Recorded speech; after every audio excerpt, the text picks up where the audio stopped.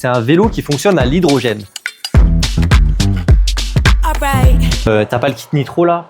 Ça se passe tout près d'Annecy chez Impact. Suivez-moi. Bienvenue du coup dans leur bureau, leur showroom. Ce qui va nous intéresser, c'est ce vélo, un vélo à hydrogène. Mais avant de vous parler de ce vélo, Impact, c'est une société qui regroupe plusieurs marques, notamment Misea, leur marque de vélo. Ils ont des vélos de route, des vélos de gravel, des e-bikes, des vélos cross all mountain et des enduro, et aussi toute une gamme urbaine. Aussi leur petite formule magique sur des préventifs très intéressants. Je vais vous présenter tout de suite ce vélo, le Misea Alpi, qui est un vélo à l'hydrogène comme je l'ai dit, que j'avais pu voir d'ailleurs en exclusivité au Rock d'Azur. Ça vous avait bien plu ce petit clip que je vous avais mis sur Facebook, Instagram et tout. Donc je suis allé chez eux, dans leur bureau, pour comprendre vraiment comment fonctionnait ce vélo. Allez, c'est parti. Petit rappel, j'organise un gros jeu concours jusqu'à la fin du mois de décembre. Vous pouvez gagner un e-bike Amflow PL Carbone ainsi que plus de 80 produits. Pour ça, il faut se rendre sur mon site internet aurelienfontenoy.fr.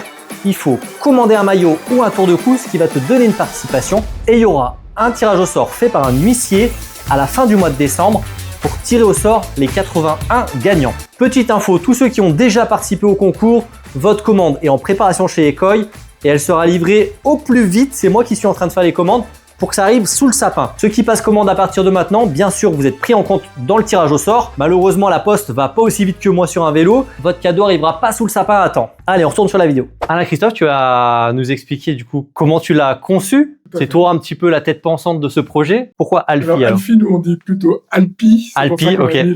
L'apostrophe. Parce qu'on est dans les Alpes. On est dans les Alpes, voilà. C'est l'hydrogène. Voilà. Ah, ok. Petit jeu de mots ici, ok. Petit jeu de mots. Hydrogène. Donc on va parler de l'hydrogène. Moi, c'est la première fois, peut-être eux aussi, qui voient un vélo à l'hydrogène. Déjà, est-ce qu'on peut rappeler comment ça fonctionne le système à l'hydrogène, contrairement à ce qu'on connaît des vélos électriques avec une batterie et un moteur? Il faut voir le système hydrogène comme le remplacement de la batterie. Tout le reste la même chose que sur un vélo assistance électrique standard. Donc en fait, le principe, c'est que vous stockez de manière embarquée une faible quantité d'hydrogène, puisque l'hydrogène est très énergétique. Donc c'est 63 grammes qui sont stockés ici dans la bonbonne. Pourquoi c'est aussi gros? Parce que pour avoir 63 grammes, il faut comprimer 3 litres à 300 bars. Okay. Mais avec ce stockage, on estime l'autonomie. Si on prend un équivalent batterie 620 Wh, on est au minimum 2 fois plus d'autonomie,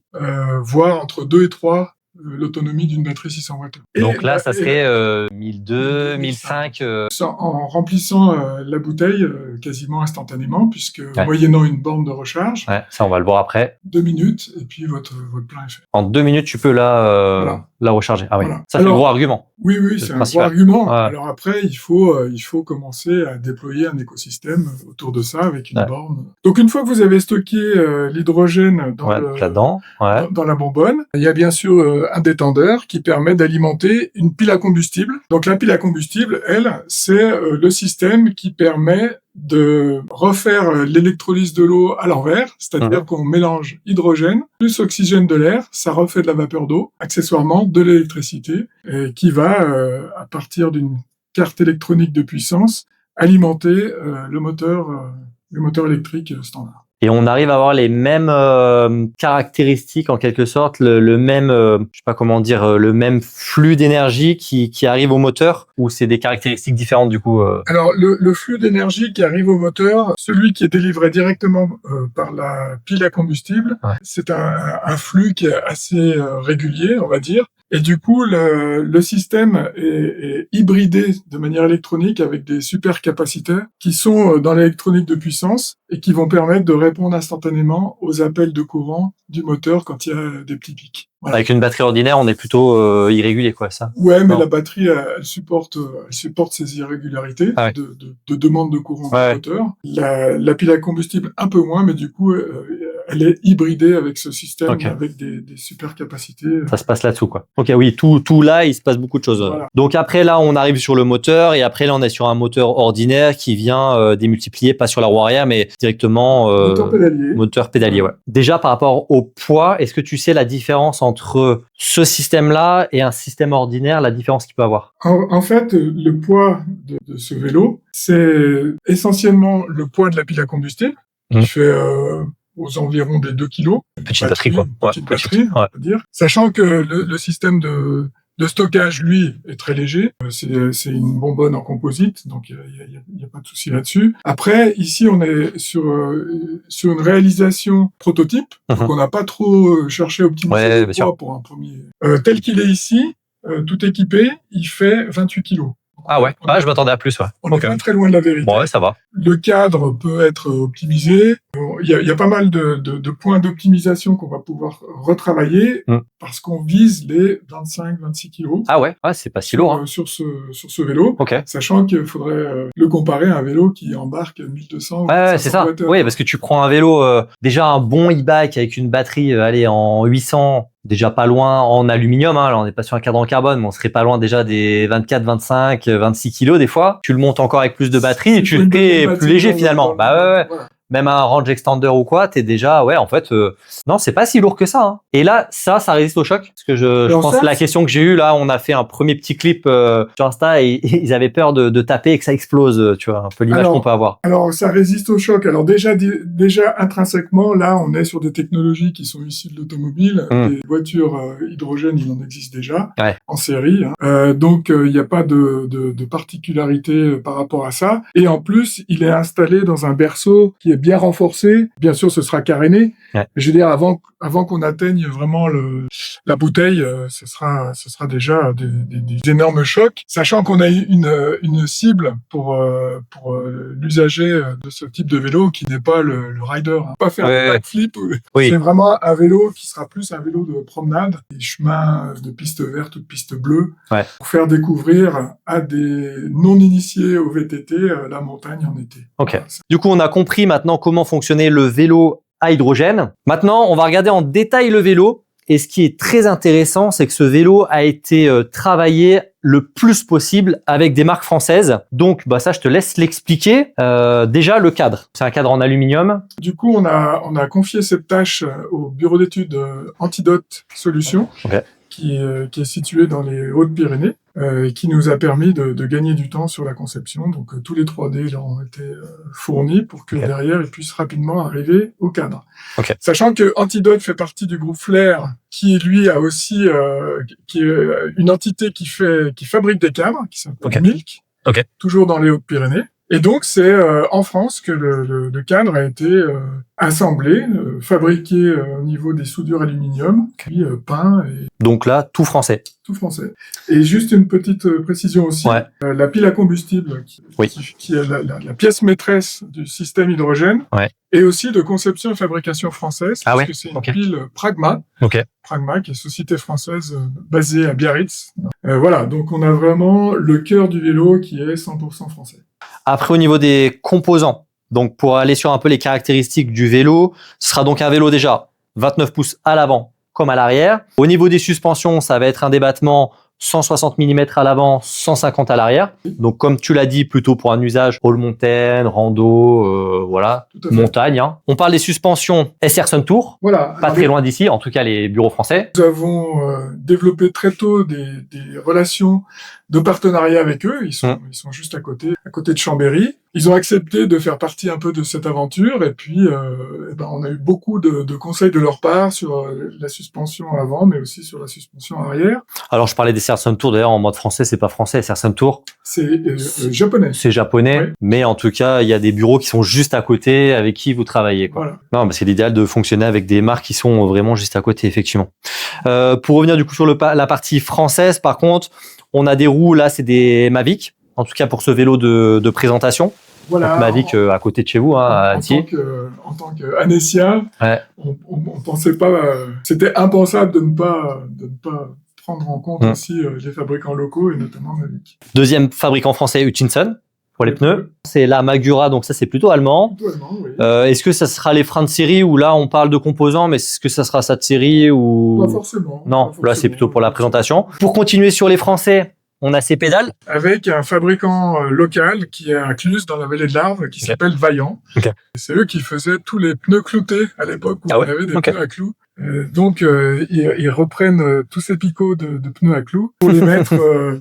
D'abord, leur business, c'est le fer à cheval. D'accord. Donc, ils mettent ces picots-là sur le fer à cheval. Ok. Et du coup, voilà, l'arrière-petit-fils, qui est un passionné de BTT et d'usinage, développe aussi ces pédales qui sont entièrement usinées dans la masse en aluminium. Et après, donc, on passe à la motorisation. Donc là, c'est sur du Bafang. Tu m'as expliqué tout à l'heure, tout simplement aussi, on avait pensé à Valeo, qui est une marque française, mais avec qui c'était plus compliqué, en tout cas, d'installer ce système sur le vélo. Voilà, donc Valeo, bon, c'est des moteurs très innovants, parce qu'il y a la partie vitesse intégrée à l'intérieur du moteur. Peut-être un petit peu, on voulait pas trop surcomplexifier le vélo, donc on est parti un peu sur des valeurs sûres, entre guillemets, des moteurs qui sont déjà facilement trouvables sur le marché, mais surtout un fabricant qui soit ouvert au niveau paramétrage du moteur.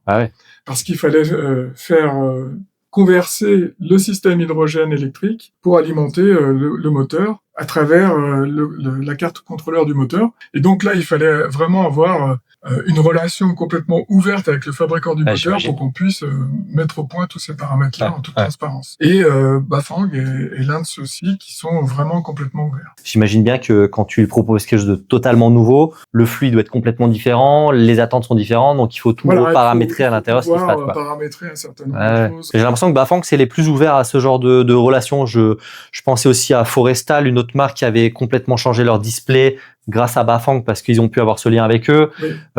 Souvent, les marques un petit peu plus novatrices, c'est souvent avec du Bafang que j'ai remarqué. Voilà, c'est un peu la caractéristique souvent des fabricants chinois qui restent très ouverts par rapport au retrait que peut avoir les fabricants européens, difficile à pénétrer. Parce que tu m'as expliqué tout à l'heure, c'est que à peine proposé le projet, 2 jours après, tu as les équipes de Bafang qui sont venues ici. C'est même pas toi qui est allé là-bas en Chine, c'est eux qui sont venus. Ok, on est chaud, on lance le truc. Exactement. Nous, on a besoin d'une garantie de ne pas se retrouver tout seul devant ça. Et du coup, la preuve du succès de ce choix a été que quand on a branché tout le système chez Pragma juste après le Rock d'Azur, ça a été quasi du plug and play. On a installé ça, on a mis quelques paramètres en place et tout de suite le vélo est parti en une demi-journée. C'était fait. Top. Bon, là on a vu à peu près tout le vélo. Je sais pas si tu vois autre chose. On a aussi toute la partie prototypage rapide du carénage. Donc les plaques qui ont été faites, les plaques latérales ont été faites ici en prototypage rapide dans la région d'Annecy. Oui, parce que là, vous le voyez dénudé, on va dire, mais il y a bien un carénage d'ailleurs qui va nous amener pour voir à quoi va ressembler la version finale. Voilà à quoi ça va ressembler. Donc là, c'est un peu sa version finale, non? Voilà. Le gros avantage d'avoir de la place avec du carénage, c'est qu'on a de la surface de sponsoring. Ou tu disais le loueur peut mettre son sticker personnalisé, ou la ville, la station de ski, qu'ils achètent une flotte, ou ils louent la flotte. Là, il y a de la surface disponible. Allez, on va démarrer du coup le vélo. Donc là, il y a un petit bouton. Et là... Donc là, l'électricité est en train de se créer. Tu peux allumer du coup maintenant l'écran. Et là, on entend bien du coup les ventilateurs du coup qui viennent refroidir la pile. Donc il y en a 2 de ce côté-là et 2 de l'autre. Et on va entendre tout à l'heure un petit pchit. Vous allez entendre. Voilà, on l'a entendu. Ça correspond à quoi ça? Alors ça, c'est une petite purge régulière qui se fait pour être sûr qu'on a une bonne pureté d'hydrogène à travers la pile. T'as pas le kit nitro là? Et du coup, qui dit hydrogène, donc ça veut dire que ça va rejeter de l'eau en fait. Donc bon, ça va être minime. C'est une goutte toute. Puis quand on roule, on va rouler dans les flaques de base. Le Bafang M510, c'est sa version en 36 volts. Qui s'adapte tout à fait justement à l'électronique de la pile à combustible. qui est un moteur qui a un couple de 95 Nm. Okay. Mais c'est un moteur standard 250 watts. Okay. Et puis après, il y a l'avantage aussi de se dire qu'on n'utilise pas de technologie lithium-ion. Oui. Donc il n'y a pas de lithium, il n'y a pas tous les matériaux un peu en tension qu'il y a dans les batteries. Dans une pile à combustible, il y a uniquement 1,57 g de platine par pile, donc ça fait très peu. Et platine est facilement recyclable. Et la durée de vie d'une pile à combustible comme ça, c'est minimum 12 ans, entre 12 et 15 ans. Sans perdre de performance. Ah ouais. Voilà. Et sachant que une fois qu'on a atteint cette durée de vie, il suffit de reconditionner en changeant juste les membranes polymères. On réassemble et c'est reparti. Et toi, tu penses que dans le futur, ça pourrait même être encore plus compact comme système. Après, tu auras toujours ta bonbonne, elle ne pourra jamais se réduire, quoi. Ou être plus légère. Ou... Après, on peut tout imaginer. On est vraiment, je dirais, au balbutiement de cette technologie sur les piles à combustible. Et donc, ça va forcément suivre des évolutions telles que les batteries ont suivi des évolutions. Derrière, on peut imaginer un stockage directement à l'intérieur des tubes du cadre. C'est un gaz. Il suffit d'avoir un cadre avec des tubes creux et puis le stocker directement dans le cadre. Mal, on peut tout imaginer. Donc, c'est ce qui est intéressant dans l'innovation, c'est que ça ne s'arrête jamais. C'est vrai. Est-ce que tu peux montrer justement comment on recharge ? Oui, tout à fait. Pour la recharge, moyennant une borne de recharge dédiée aux recharges de vélo hydrogène, et pour ça, on travaille encore une fois avec un partenaire français qui est breton, qui s'appelle H2Graines, qui fait des bornes dédiées de recharge hydrogène pour vélo. Eh bien, il suffit de connecter un flexible sur la bonbonne du vélo. Donc, c'est une connexion rapide qui se fait. Voilà. Ensuite, on déclenche à la borne la recharge, et puis 2 minutes après, par transvasement de pression entre la borne et le réservoir du vélo, c'est terminé. Il suffit de déconnecter le raccord. Et c'est fini. On le reprotège, et c'est fini. On peut repartir avec 100% du plein. Trop bien. Bon, j'espère que la découverte de ce vélo à hydrogène vous a plu. N'hésitez pas à me proposer des nouveaux concepts que vous avez découverts sur Internet ou ailleurs. Et à vous abonner, ça fera plaisir. À une prochaine vidéo. Ciao les gars!